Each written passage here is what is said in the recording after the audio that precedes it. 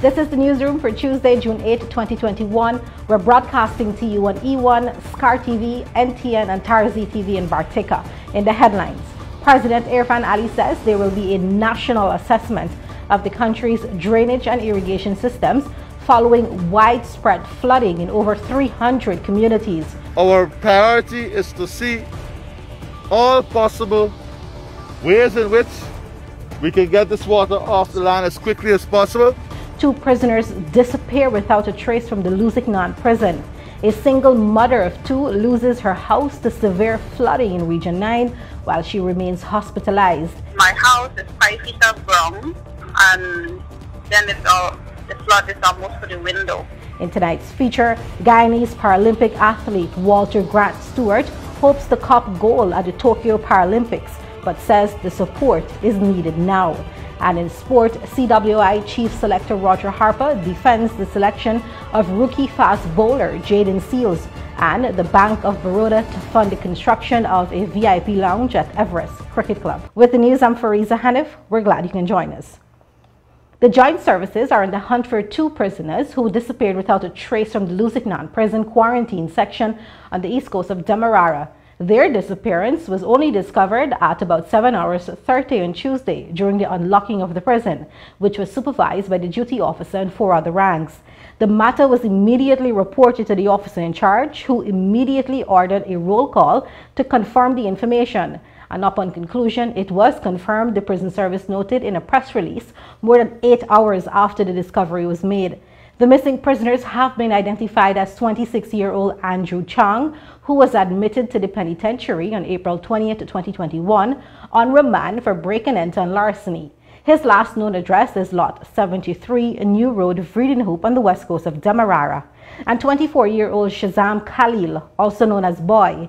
Khalil is serving life imprisonment for murder and was admitted to the prison on August 19, 2016. His last known address is Lot 53, Shielstown, West Bank, Berbice.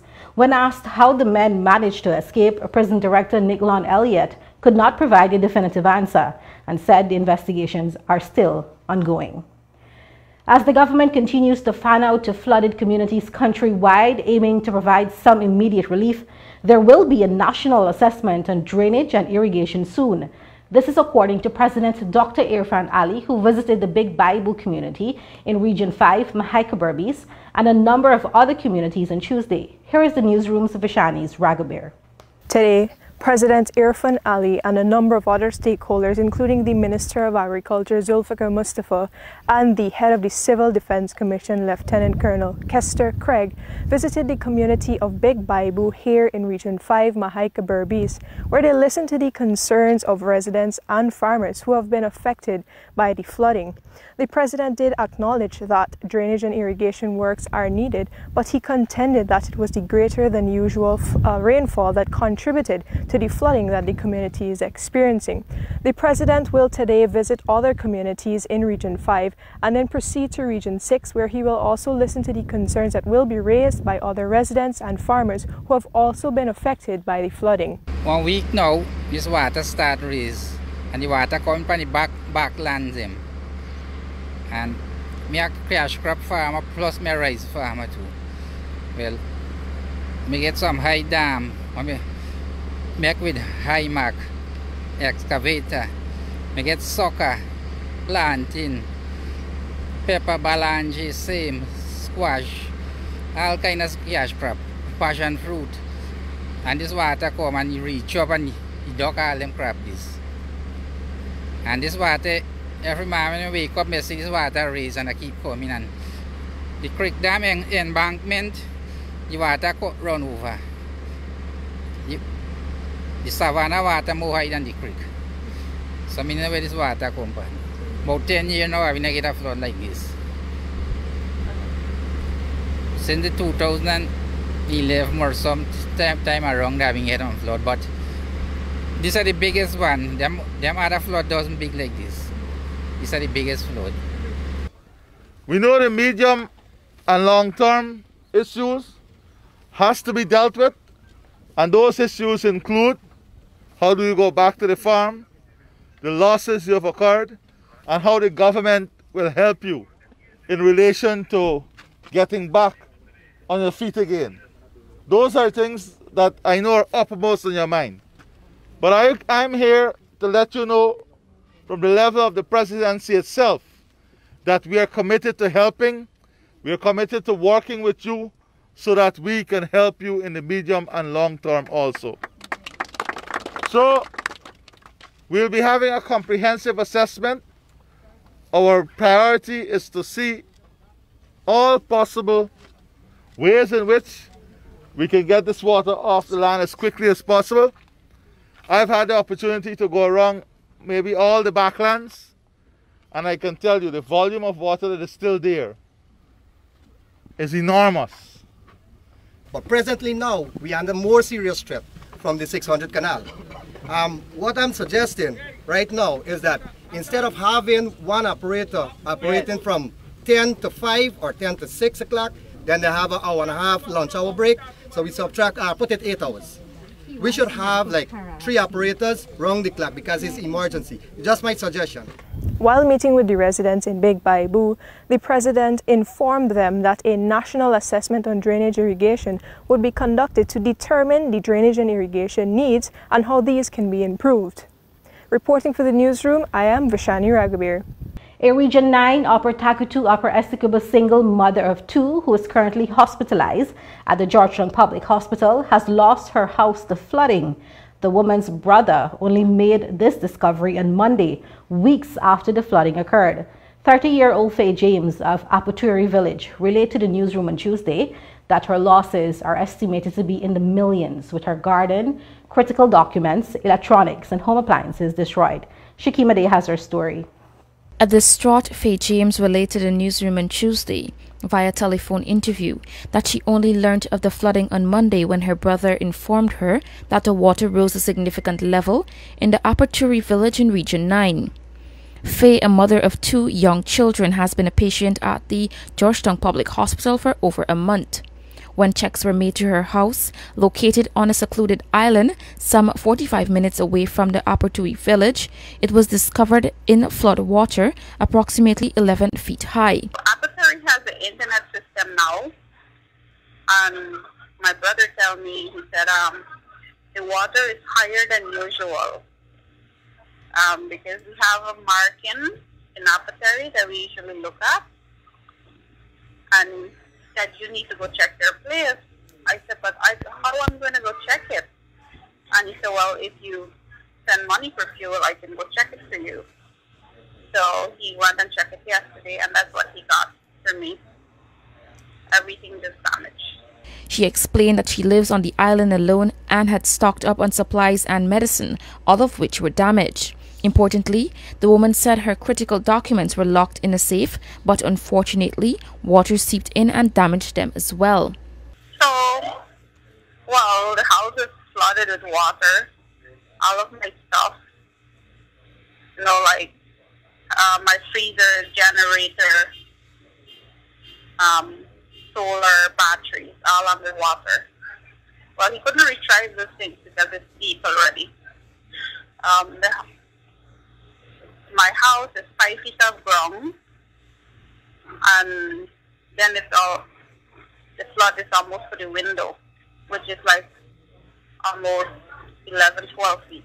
Region 9 has been one of the worst hit by the floods and heavy rainfall, with a number of farms and roadways inundated. The area is still bracing for the worst in the coming weeks as the rainy season continues.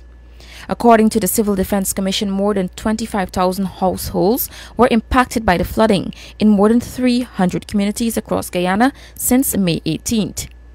Reporting for the newsroom, I am Shakima Day. Though floodwaters have started to recede in some parts of the country, the water level in some parts of Region 10 continue to cover roadways and residents' houses. Regional Chairman Darren Adams, during a telephone interview with the newsroom on Tuesday, said that the situation in the region was still critical and that the regional authorities has set up additional shelters at Rockstone and Hurururu to evacuate affected residents. The water went down about 2 inches, I'm advised, at Kokwani, but it's still high. Some houses are still covered. At Rockstone is the same. So while other parts of the country might have seen the water receding, in Region 10, we're still at a critical stage. Yeah, we would have activated the Disaster Preparedness and Relief Committee. We have established a bond at the Emilia's Ward Community Center, I should say, or Women's Shelter. And we have started to receive donations of food items. Somebody just called me, they want to donate clothing. And so we have activated that already. We have distributed over 400 hampers from the RDC. And we have organizations such as the Praise Tabernacle Assemblies of our church, headed by Pastor Sills, who have already donated close to 150 hampers. Right? Of course, as I mentioned, Bernice would have donated 200 biscuits and 200 water. And we have started to distribute those items. We send them into 50 cases went into Moricaro, 50 went into Malali. 25 boxes of biscuits went into Topani. So we're going to be trying to establish this food bank. A team is currently bringing up food supplies for us to store there. And our plan is to set up what is called a community kitchen at some point, where we can be able to assist others, because as you know, the agriculture sector has been hard hit in other parts of the region, and we expect that there will likely be a food shortage. And so we want to ensure that not only those persons who are in the shelters are taken care of, but our senior citizens and the wider community, single parents, who will likely be affected by the disaster. The regional chairman also indicated that the shelters at Kwakwani and Araima have enough supplies to last this week, but more supplies are needed at Hururu and Rockstone. Only 15.6% of Guyana's population is fully vaccinated against COVID-19, and the new president of TAG says the arrival of big hotels will lift local standards. Those and more stories when the newsroom returns. Over the past few months, there have been numerous announcements of new hotels, including some internationally acclaimed and world-class establishments that will be coming to Guyana. Newly elected president of the Tourism and Hospitality Association, TAG, Harinand Prasad, in a recent interview with the newsroom's Vishani Raghuber, said that there are good prospects for local tourism in the post-pandemic period, and he's optimistic that the arrival of these hotels will lift the standards in the local tourism and hospitality sector.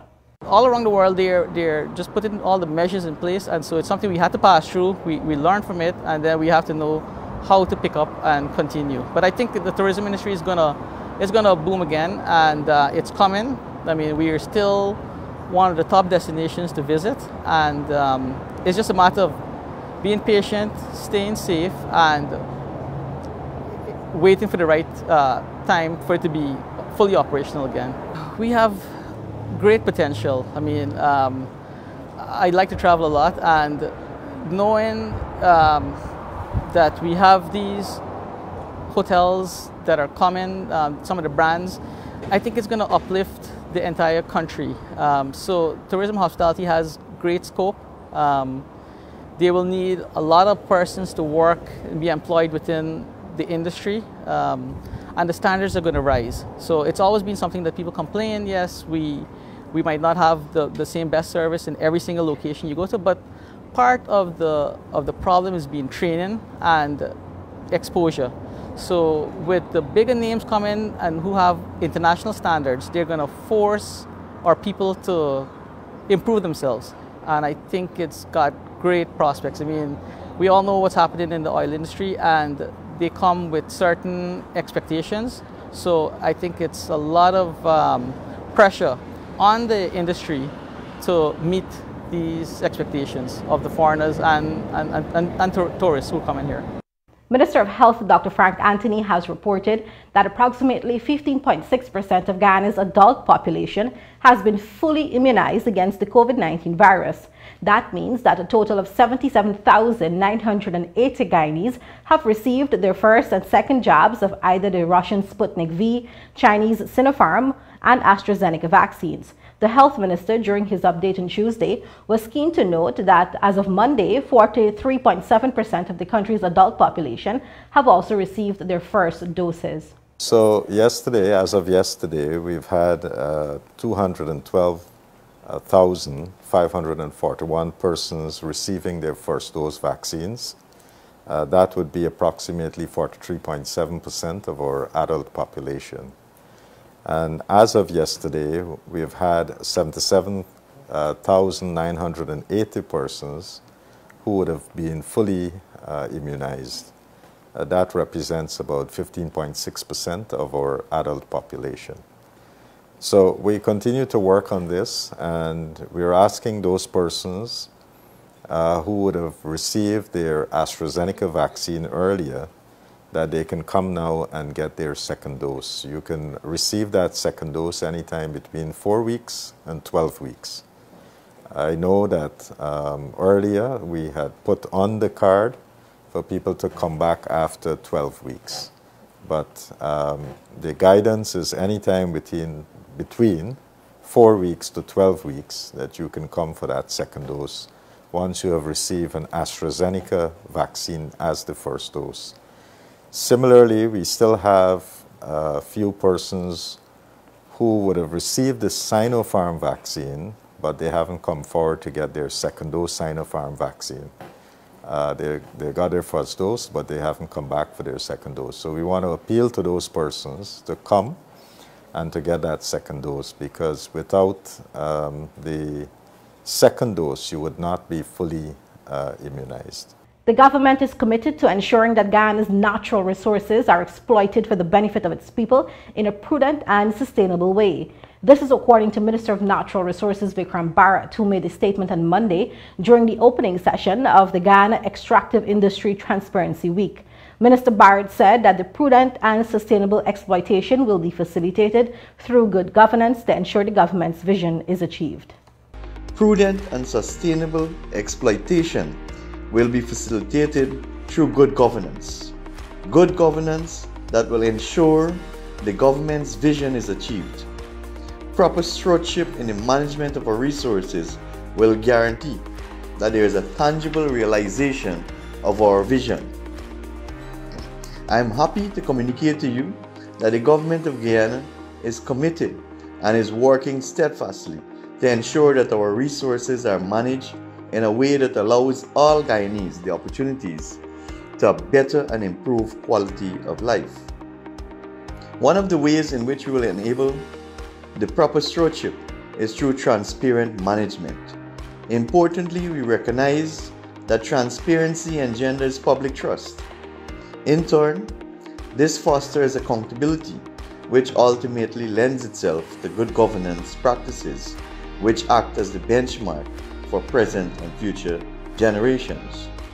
His Excellency, President Mohamed Irrifan Ali, has recently pointed out that for small states like Guyana, the extractive sectors remain an important economic lifeline.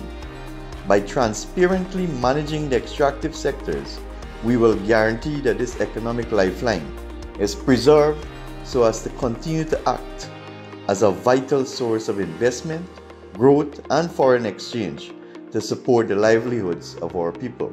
You're watching the newsroom. Do online classes put those who can afford internet and computers ahead of those who don't?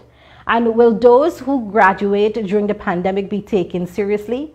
These are among questions 16 youth groups drawn from the 11 educational districts will debate as part of a youth debating competition being organized by the Speaker of the National Assembly, Manzoor Nadir. Vishani Raghavir reports. The Speaker's Youth Debating Competition, like the Youth Parliament, is one of the menu of measures the Speaker says is meant to bring Parliament to the people. The competition is designed for youths aged 18 to 35 and will be moderated by the Speaker. The debates will center on several topical subjects with the hope of stimulating thinking among participants, thereby encouraging robust discussions. These topics include whether students who graduate during the pandemic will be taken seriously and whether online classes widens the gap between the haves and the have-nots. As part of my own belief, we have to ensure that we can promote the work of our democratic institutions throughout the length and breadth of the country and among all of our people. The debate will be divided into 4 rounds, where youth groups will be randomly paired to compete against each other. There will be 15 sessions of debates in the competition. The debates will be by a hybrid activity.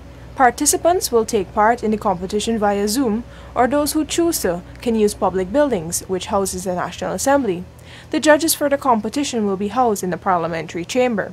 Participation will be from the Orinoco Sport Group, Queenstown Youth Group, Anna Regina Youth Group, Bell West Youth Group, Small Steps Big Impact Youth Group, Young Professionals, Grove Diamond Youths in Development, Burbies Development Youth Group, Golden Ohm Youth Group, number 58 Swing Star Youth Group, Angois Avenue Youth Group, Madia Youth Group, Linden Superstar Youth Group, Cash Talent Management, Cummings Lodge Youth Movement, and the University of Guyana Student Society.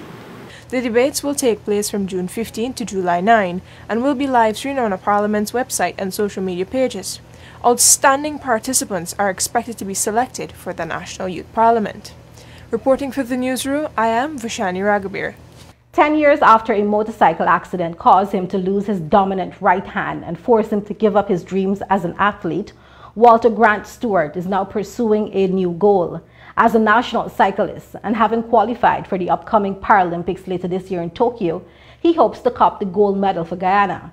But to get to Japan requires financial and other support. Support that he says is needed now in order to help him better prepare and compete at the games meant for athletes with disabilities.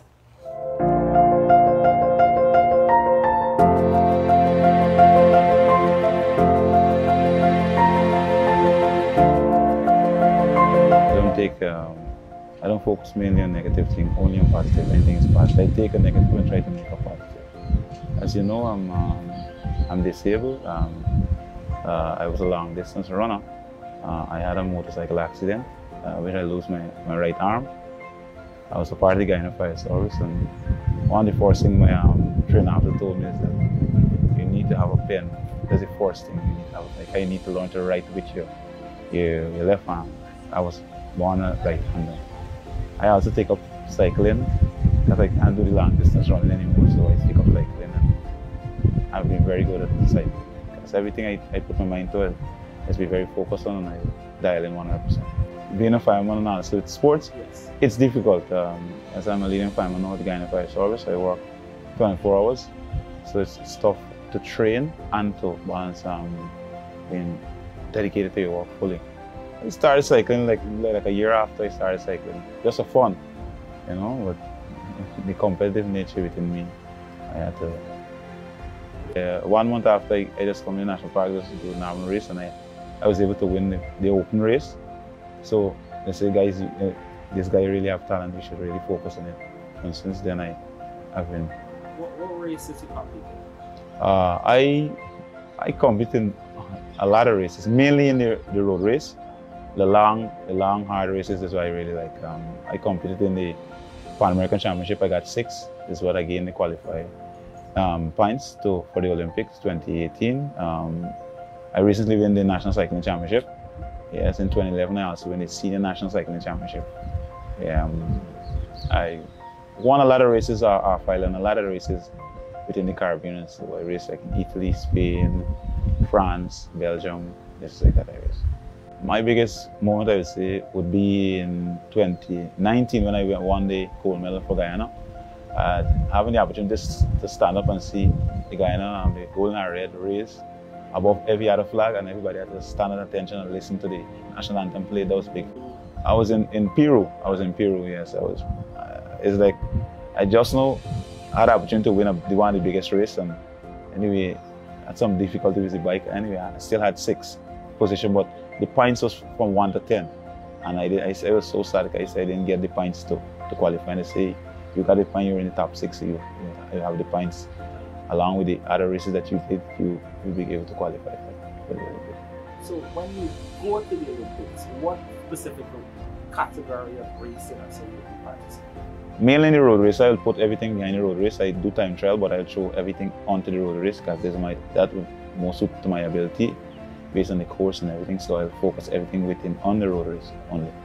Okay, well, I basically train like when I'm not working, I train like 7 hours a day. I train 7 hours on the bike and I do like a 2-hour gym session. Yeah, that's I basically. Well, as it relates to finance and support, the support is not here right now. I mean, I've been waiting for the support for the last year and a half, you know, so at this moment, no support. I'm just focusing, as I tell you, I'm a person, I just dial into what I have to do. I just believe I have to focus on what I have to do. I'm not having any support now, but I'm still working with what I have. The Cycling Federation is there sending the budget yet, but no funds yet to send me to a training camp. You know, I was slated to go to Switzerland to go to the World Cycling Center based on my performance and stuff, but basically COVID stuff, I didn't go. So I'd have to find a country that would be more suited for training, like probably Colombia or in the States, Colorado, that you could train at altitude. So you'll be able to perform. I just work with what I have. I use like altitude mass to train with, and I like do like diving and stuff. I just basically do that. I have to work with what I have until I get the support that I really want. It's not enough. It's not enough, but I still have to work with what I have.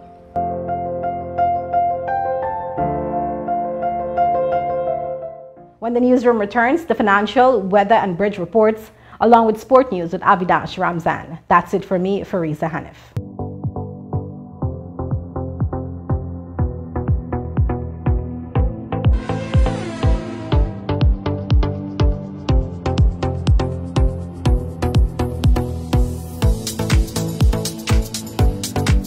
Welcome back to Newsroom. Avidash Ramzan here with tonight's sport. We're starting us off with some cricket news. Cricket West Indies selection panel on Tuesday named the West Indies men's 13-member squad for the first Betway Test match against South Africa. The Test squad includes one newcomer in Jayden Seales, the exciting 19-year-old fast bowler from Trinidad and Tobago, and former member of the West Indies Under-19 World Cup squad in 2020, who has been very impressive since he emerged on the scene. The panel also recalled Shea Hope, the top-order batsman, and Kieran Powell, the experienced left-handed opener. Hope last played Test cricket in England in July last year, while Powell's last Test appearance was in Bangladesh in December 2018. The full squad reads Craig Braffett captain, Jermaine Blackwood vice-captain, Nkrumah Bonner, Roston Chase, Raheem Cornwall, Joshua De Silva, Jason Holder, Shea Hope, Alzari Joseph, Kyle Mears, Kieran Powell, Kemar Roach, and Jayden Seales. According to CWI, Shannon Gabriel is unavailable for selection due to injury. The first of 2 Test matches starts on June 10 in St. Lucia. Meanwhile, 19-year-old Jayden Seales said it is a dream come true to be selected in the West Indies 13-man Test squad to face South Africa. With just one first-class game to his name, Seales lacks experience, but according to Chief Selector Roger Harper, the Trinidadian speedster will add potency to a West Indies bowling attack missing Shannon Gabriel. Harper was particularly impressed with Seales' performance in the best versus best 4-day game, where he took 1 for 47 and 4 for 40. Firstly, it's a dream come true to be being in the setup, being in the final 13. Obviously was a goal of mine, and it's just a matter of me now hoping that I get to play into the first Test match and do my best for the team. Honestly, I never really tried to adapt any other bowler style. It just came naturally. I was told that I have a similar action to Rabada. In terms of internationally, I just look at the old West Indian bowlers, and well, now being in the setup, I work with Jason and Ruchi and Shannon very closely and try to hear as much from them and learn as much from them and take it into my game. Obviously, yes, I didn't play much first-class cricket, but I think being around the setup and training with the team from New Zealand come now, I think I've put in a lot of hard work and I think my body is ready. It's just a matter to go out there now and perform for the team. I saw a young bowler perform in games where Test players and the best of our regional first-class players were playing, and he performed exceedingly well, better than a number of players who had been playing first-class cricket as over a number of years. The thing is, the match was not named a first-class match, wasn't classified as a first-class match, but those matches were played by the best of our regional first-class players, and he performed exceedingly well. So I would like to think that if he can perform well in those games against those players, he has the potential to transfer that on to the Test scene. And batting pair Shea Hope and Kieran Powell are looking to make the most of their West Indies Test recall after being included in the 13-man squad to face South Africa. In the best versus best four-day game leading up to the series, Hope made 79 and 106 and Powell scored 22 and 95. They spoke to media operatives virtually on Tuesday. But what does this mean for you personally? Yeah, well, obviously, well, I would hope there's no one playing regional cricket without aspirations of playing for the West Indies. I've been out of the team for 2.5 years now, so I've counted each month I was out of the team actually. So obviously it's a great feeling to be back, but being back is just the start. Obviously now I have to, whenever given an opportunity, go and perform and sort of cement myself. What have you been doing differently in terms of getting yourself ready for this opportunity? I guess it would probably be the third coming of Kairan Powell. Well, I think obviously, Woody, as you know, me and you having a very personal relationship, we'd have been speaking a lot over the past 2.5 years. But I've spent a lot of time doing not only introspection but a lot of personal work, a lot of technical work, making sure that I'm getting into better positions and covering my stump better, so allowing myself to have a better chance of getting through the new ball which is the most difficult part of batting and getting into the middle.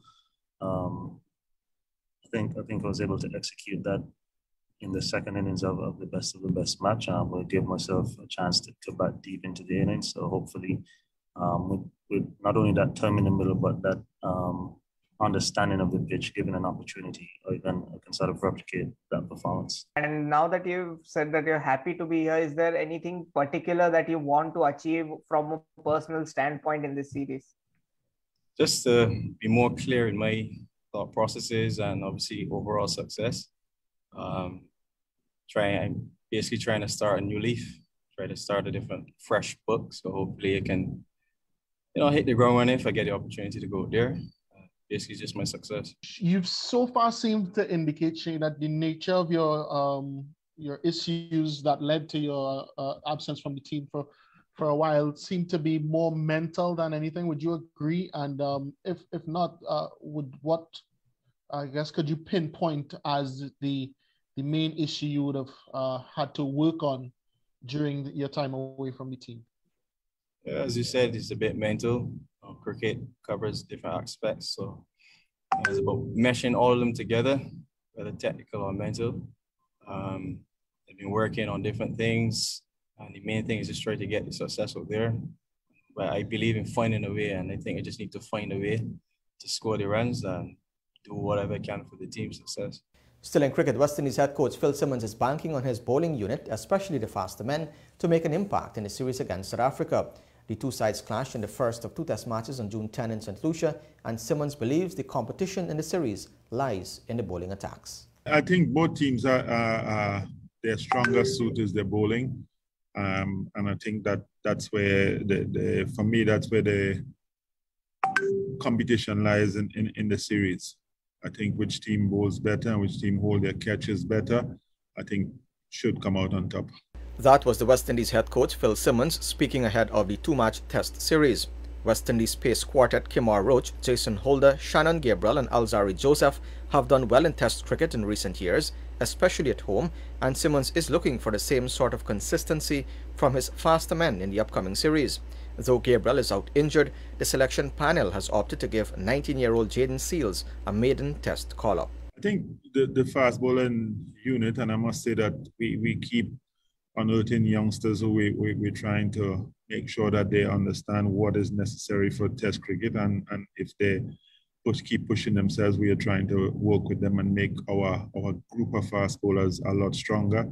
But to say that the fast bowling department has been strong for a while now, because as we know, for a while they are the ones who've kept us in games a lot of the times, coming and bowling out teams when it didn't seem likely. So that has been good. It's still good, and everyone looks sharp in the nets today. So I think that's going to be a good side of our game from Thursday.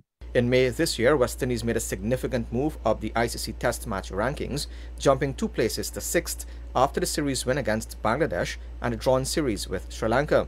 In the process, they leapfrogged South Africa and Sri Lanka. West Indies are on 84 points, ahead of the Proteas on 80 and Sri Lanka on 78. The belief is there, that the confidence is there. As we say, we are above South Africa, but that doesn't mean anything for me on Thursday morning. I think we've got to put ourselves in a position by playing proper cricket. And I think it's getting to the stage where people know that performance matters, because we've seen what has happened since Bangladesh, and performance matters. So I think that's the important part that we have improved on. Everyone knows that the performance is going to keep you in the team or get you out of the team. So I think that's where we start from. And there's no underrating in South Africa because they're below us, but I know that the guys are up for it. While the World Test Championships finalists have already been determined, this series carries a high level of significance for both teams, considering their closeness on the table. West Indies are in 6th position on 200 points, while South Africa are in 7th on 144. Reporting for Newsroom, I'm Avinash Ramzan. Closer to home now, Everest Cricket Club on Tuesday sealed a new partnership with the Bank of Baroda to aid its ongoing infrastructure development drive. President Mansoor Nadir said the Camp Road Club is grateful for the support, which will go a long way in enhancing the standard of its facilities. Through the alliance between the club and the bank, the club's billiards room will be converted to the Bank of Baroda VIP lounge, Nadir explained. Because our club wants to ensure it can lift its facilities for the benefit of its members. And Bank of Baroda has readily stepped forward once they heard of the project and after they saw what was happening in terms of the improvement at Everest. Managing Director of Bank of Baroda Guyana Inc., Arun Kumar Gupta, said the bank is pleased to lend a hand in the development drive and bring to fruition the vision of the Nadir-led executive. We know that Everest Cricket Club has served this game very well over many decades. The great players like Mr. Joe Solomon, Rohan Kanai and Shiv Narayan Chandrapal, among many other great players, they have been associated with this esteemed club. And our Bank of Baroda also is here since 1966, more than 5 decades. So both the institutions very well since long have been serving the common Guyanese people, and it's very natural for us to have a strong bonding, a strong relationship with the Everest Cricket Club. And I would like to thank Mr. Nadir once again for his great vision and passion for, he has a very clear vision that he has to take this club to new glorious heights. Indian High Commissioner to Guyana, Dr. K.J. Srinivasa, welcomed the relationship formed between the 107-year club and India's third largest public sector bank. This is the place where I think the legends from India played once in the 60s and the 70s, and I still have very fond memories when I see those video clips. So I think this will be a valuable addition by the Bank of Baroda to the cricket ground, and I was also talking to the Honorable Speaker that they are planning to have more tournaments in this ground, and of course we would wish that we start that coming back to normalcy at a faster pace once the vaccination is done. Nadir, who is also the Speaker of the National Assembly, touched on the renovation works that are ongoing, noting that the club is using the downtime created by COVID-19 to spruce up its environs. The intention is to provide an improved environment for members and visitors post-COVID-19. Those of you who may have passed through here in the last 2 months would have seen quite a lot of changes, and we will continue to provide these changes, improve these facilities so that our members can enjoy among the best of facilities anywhere. As you ventured into the compound today, you'll have seen sand, steel, workers. In preparation for a post-COVID environment, an environment which we feel that we will still have to observe COVID protocols, we have now provided lockers for our youth players. 24 lockers have been constructed, and so our youth players will access their lockers in small groups at a time. So they just don't throw their gear, they're now provided with a facility. The visitors' dressing room has been expanded along with amenities to cater for larger groups of people, while plans are in the pipeline to develop the club's squash and lawn tennis courts. Reporting for Newsroom, I am Avinash Ramzan. And finally, Guyana's Olympic-bound swimmers Andrew Fowler and Jamila Sanmugan will be the beneficiaries of a training camp at the Azura Aquatics facility in Florida as they prepare for the Olympic Games from July 23 to August 8, 2021 in Tokyo. According to a press release by the Guyana Amateur Swimming Association on Tuesday, they were able to enter the two swimmers in the FINA High Performance Training Camp in preparation for the Tokyo Games with support from the Guyana Olympic Association. The camp will be conducted by FINA-approved coach Gianluca Albarani and runs from June 1 to July 10. The release indicated that Fowler departed Guyana for the camp on June 1, while Sanmugan's departure is still pending due to commitments with school.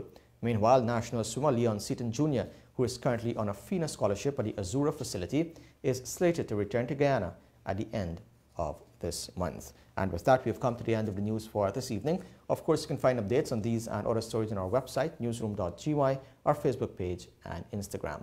On behalf of the entire news team, my name is Avinash Ramzan. Thanks for watching. Be safe. Get vaccinated. See you next time.